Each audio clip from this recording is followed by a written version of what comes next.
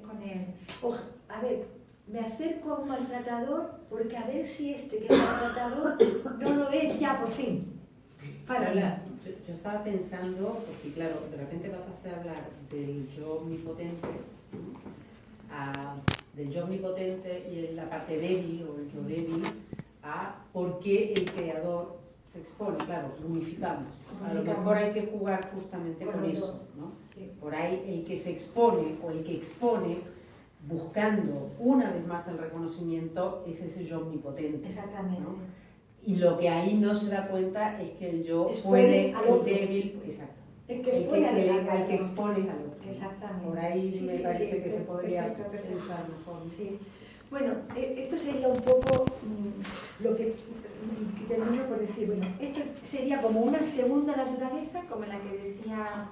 Ay, que no me dio lo de Pessoa. Bueno, él dice que un hombre como él, que se ocupa todo el día de estar pendiente de sus percepciones y de sus emociones, acabaría, dice, desintegrándose, es decir, fragmentándose, canetti, de cualquier forma si no llevara un diario.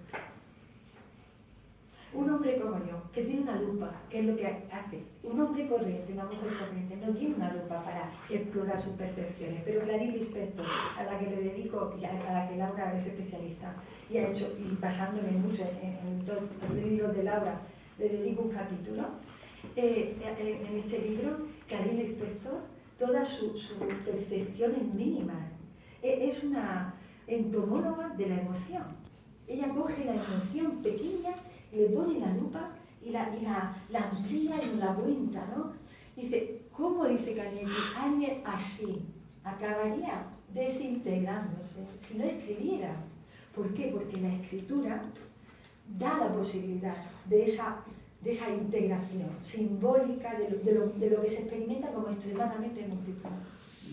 Por eso yo al capítulo de Clarice le llamé, me parece... en busca de un yo, algo así, porque para mí que no tenía, que ella experimentaba mucho esa fragmentación, esas siglas, esos fragmentos.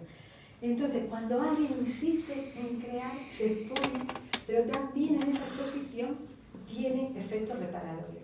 Y esos efectos reparadores, uno, voy a decir dos para que entremos a dialogar. Una es la función autor. Bueno, la función autor entonces sería una invención del sujeto en la obra. La obra es una invención. Y en eso se parece al concepto de suplencia de Lacan, de las suplencias de Lacan. Es decir, para Lacan, las suplencias, sabéis que es que cuando los dos registros real, simbólico e imaginario se desanulan, para él, porque el nombre del padre ha fallado, que es el que anula, para él, la suplencia sería invenciones de los sujetos que producen una cierta estabilidad, es decir, que producen una cierta, en el nudo borromeo, una cierta unión de los registros, suficiente para continuar viviendo, sobre todo para, Lacan diría, para separarse de la psicosis. Por ejemplo, para él, James Joyce, hizo una suplencia. Toda su obra es una suplencia, que funcionan como el nombre del padre, tienen los efectos psíquicos como el nombre del padre, que falló en Joyce, dice Lacan. Bueno, la función autor sería, en ese sentido, tiene algo de suplencia. Tiene algo también bueno, digo las tres características de suplencia porque son bonitas y además es que yo estoy como demostrando lo que quiero contar, porque si no haces un acto de fe. Permite atemperar la invasión del goce del otro. Es decir, claro que sí, la obra, porque hay una aproximación a lo simbólico también. Y por otra parte dice, guarda siempre la marca de la huella de lo que procede. Esto es precioso, porque todas las obras guardan la marca de la huella de lo traumático de la que procede. Dice Chantal Maillard, me precede la herida. Y toda la escritura, toda la pintura está marcada por la huella que precede y que causa esa producción. ¿Me seguís? Entonces, es una suplencia, pues podemos emparentarla con la suplencia, podemos emparentarla con un concepto que es de un filósofo, Sloterdijk, que es de acompañante psíquico. Fijaros, y que tiene muchísimo que ver con la teoría del apego que aquí os es tan cara en la CIPIA y que a mí me parece también muy explicativa de muchas cosas.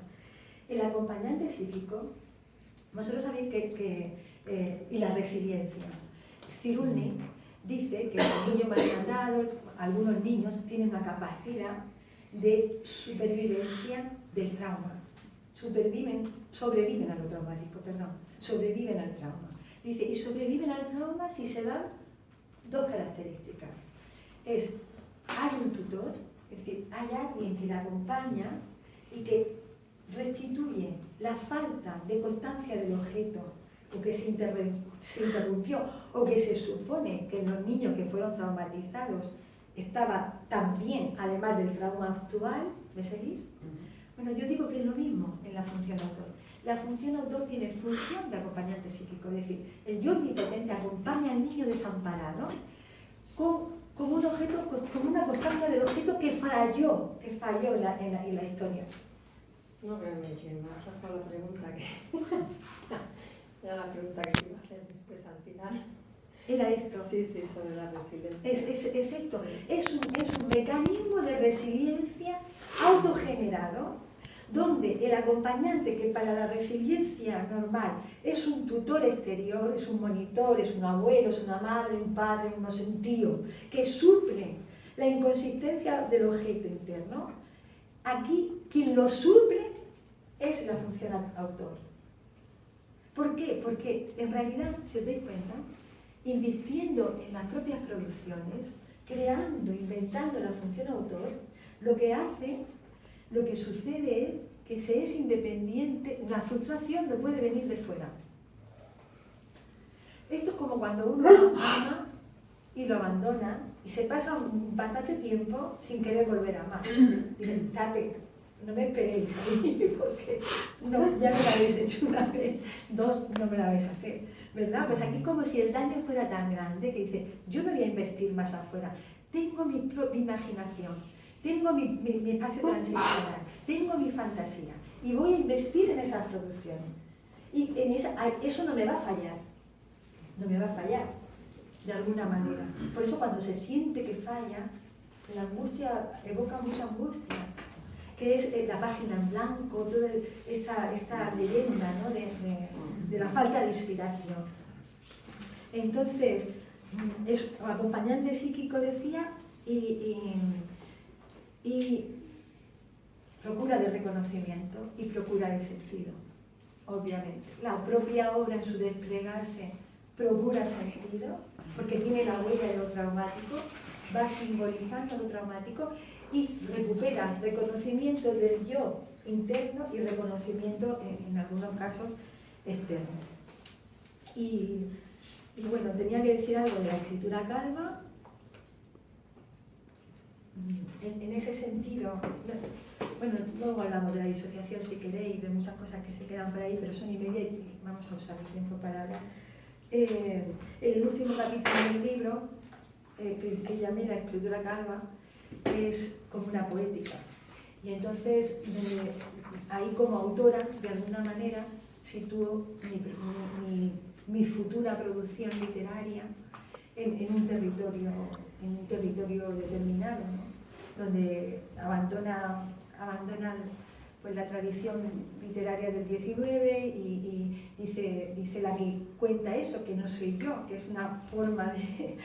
dice que no quiero más... Y luego y después el día está azul, la luna está en cuarto menguante. Dice, no quiero escribir eso, quiero escribir calma, quiero escribir desnuda. Hay una apuesta por un tipo de escritura distinto. Bueno, y que yo creo que deja el paso a la novela que cada noche que mañana firmo.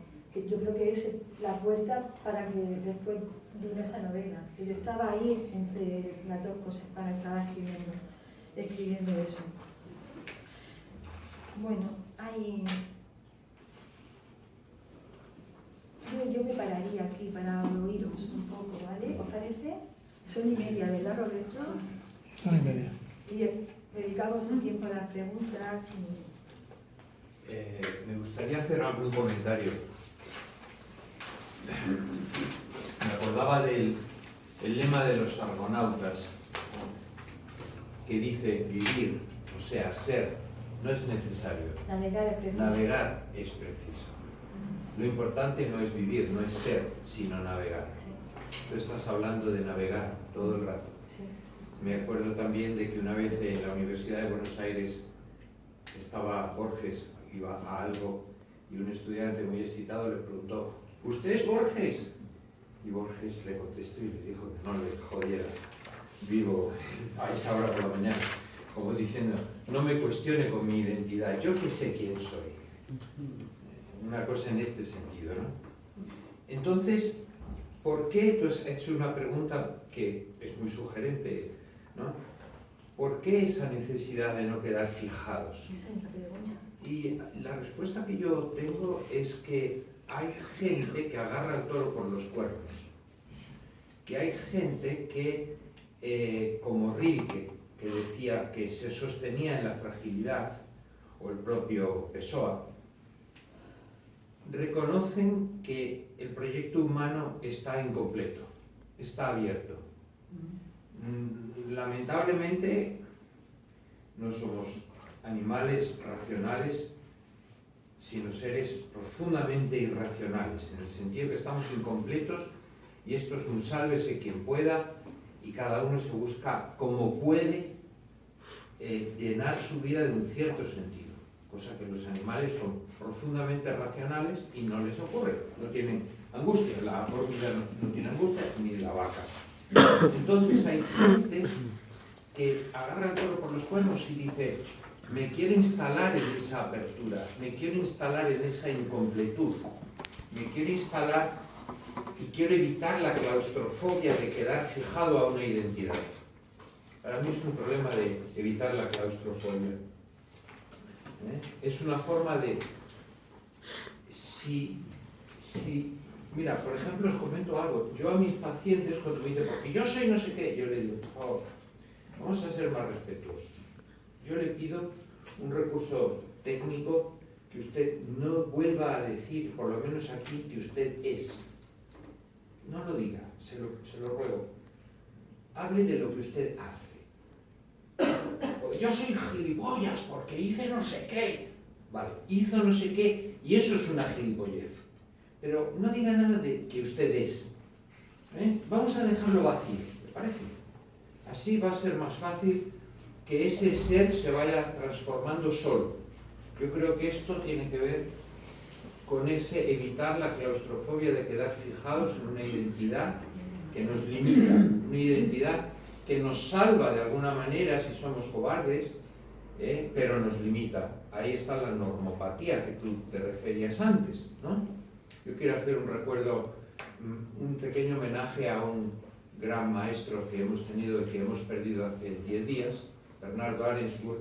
Cuando hablaba Bernardo Arensburg de la normopatía, él era un hombre muy dicharachero y decía: uy, los normópatas, decía, esos son Juan Chumba, del coño de su madre a la tumba.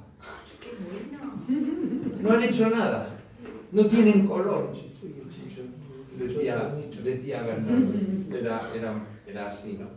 Entonces, esa es una solución fácil. Si consigues entrar en ese modelo, oye, pues mira, pues es cosa tuya, ¿no? Pero si tienes la valentía y la capacidad de reconocer la incompletud, entonces a lo mejor le acabas cogiendo el gusto justamente a que lo importante es navegar. Y no me quiero extender. Me resulta... ¿Cómo ibas a decir algo? Yo estaba pensando en la coincidencia, le comentaba a Santi, al hijo de Manolo, porque yo tenía anotado aquí en la penúltima lista la anécdota de Borges. Usted es Borges a veces. A veces. Y después, en la última parte del tema de la escritura calva, me hacía acordar un texto de Fito Páez que decía: caminar, no hay más que caminar, caminando vas escribiendo tu libro, ¿no? Es decir, el tema... Ahora, la verdad que a mí me aportó una visión nueva tu exposición de hoy, y eso siempre pasa con una obra abierta, ¿no? Yo estudié sus libros, creo que muy a conciencia, y siempre los uso, he escrito cosas sobre él, tengo concepciones a veces que tendríamos que cambiar más, pero hoy sí se me hizo presente la idea de que la función autor tiene como tres posibles acepciones, ¿no? Que dos estarían dentro de un orden protésico, es decir, el orden que genera una función nombre de padre, probablemente que salva de la psicosis, luego una función de apego interno ilusorio y un poco raro sobre un yo omnipotente que protege una parte herida, que puede ser la que produce los fallos en los poetas suicidas en un momento dado, donde al final la herida no puede ser sostenida y recurre y retorna con pulsión de muerte, ¿no? O tal vez retorna como los mensajes enigmáticos de los borderlines o de los narcisismos, las estructuras narcisistas no psicóticas, como actuando ese deseo ya no pasivo de no ser mirado, sino el deseo activo de que no quiero que estés aquí, no deberías haber venido, ¿no? Con lo cual el sujeto cumple el deseo de retirarse. Y luego la función autor al cual todos deberíamos llevar a nuestros pacientes, que es esta suerte, yo esto lo pondría intermitente, haría una intermitencia, pero en realidad es aquello paradojal que nosotros tenemos que demostrar, y es lo que acaba de denunciar Manolo, que tenemos que generar o hacer notar a quien no la tiene y al que no la tiene hacerle generar, pero no exagerar que la identidad que generemos es ilusoria. Paradójicamente, como decías de Clarice Lispector cuando decía me pusieron un nombre, me apartaron de mí, que sea un nombre que no me aparte de que todas las otras partes heterónimas mías puedan interactuar como en ese archipiélago que parecería más bien el interior de un átomo, ¿no? Donde todas las partes interactúan a alta velocidad, y es esas zonas de intersticio que se deben mantener para que fluya en el entre el movimiento de desarrollo y crecimiento, ¿no? Entonces eso sería un psiquismo sano y creativo. Los psiquismos enfermos vienen capturados con una identidad única, y nosotros, yo diría, el objetivo de una cura, a nivel de todo lo que en última instancia es la cura, que es generar un saneamiento narcisístico, es que el sujeto salga con una función autor en los términos que tú lo planteas, con una identidad que es él, pero que no es él, pero que permite que él pueda ser un montón de personas.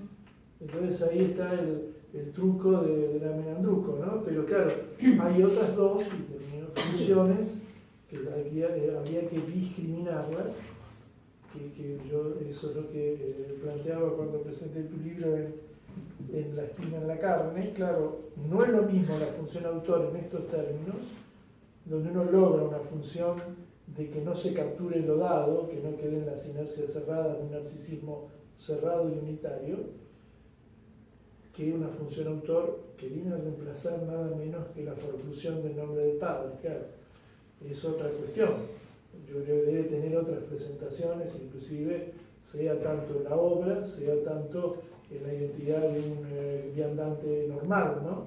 Bueno, me aportaste por ahora esas tres cosas. Bueno, la verdad que es muy apasionante todos los temas que han abierto, porque yo creo que dan lugar a pensar muchas cosas, ¿no? Comentaba Silvia antes el tema de el tema de la resiliencia. Tal vez el tema de que una de las cosas que plantea justamente Silvia Unique es que haya una base de buena primera experiencia. Que es lo mismo. ¿No?